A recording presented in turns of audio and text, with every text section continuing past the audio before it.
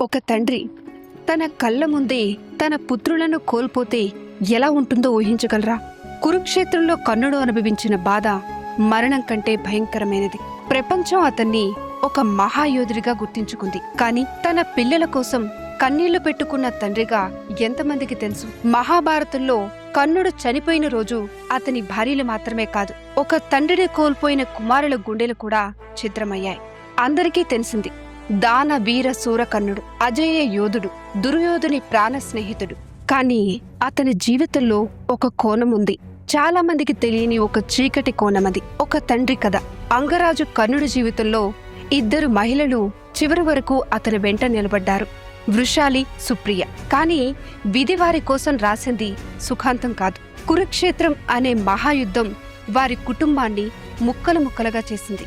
కర్ణుడికి అనేక మంది కుమారులు, వారిలో అత్యంత పరాక్రమవంతులు వృషసేనుడు.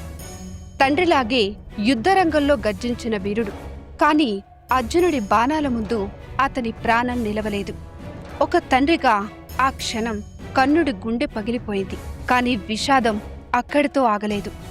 సుషేనుడు, భానుసేనుడు, ప్రసేనుడు, సత్యసేనుడు ఒక్కొక్కరిగా యుద్ధభూమిలో ప్రాణాలు కోల్పోయారు. ఒక్కసారి ఊహించండి, ఒక తండ్రి తన కుమారుల మరణ వార్తను వరుసగా వింటూ యుద్ధం కొనసాగించాల్సి వస్తే అదే కర్ణుడి విధి. అతను కేవలం శత్రువులతో కాదు, తన హృదయంలో ఉప్పొంగుతున్న బాధతో కూడా పోరాడాడు. అయితే విధి ఒక చిన్న ఆశను మాత్రం మిగిల్చింది. వృషకేతుడు కర్ణుని కుమారులలో బ్రతికి మిగిలిన ఏకైక వారసుడు. కాని యుద్ధం ముగిసిన తర్వాత ప్రపంచాన్నే కుదిపేసిన నిజం బయటపడింది. కర్ణుడు పాండవుల సొంత అన్న అన్న నిజం.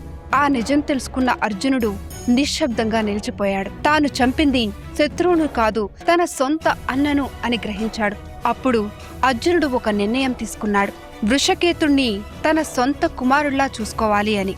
అతనికి యుద్ధ విద్యలు నేర్పించాడు, అతనిని రక్షించాడు, అంగరాజ్యానికి రాజును చేశాడు. విధి ఎంత విచిత్రమో కదా! తండ్రిని చంపిన చేతులే కొడుకుని కాపాడాయి. మహాభారతంలో అత్యంత విషాదకరమైన విషయమేంటో తెలుసా?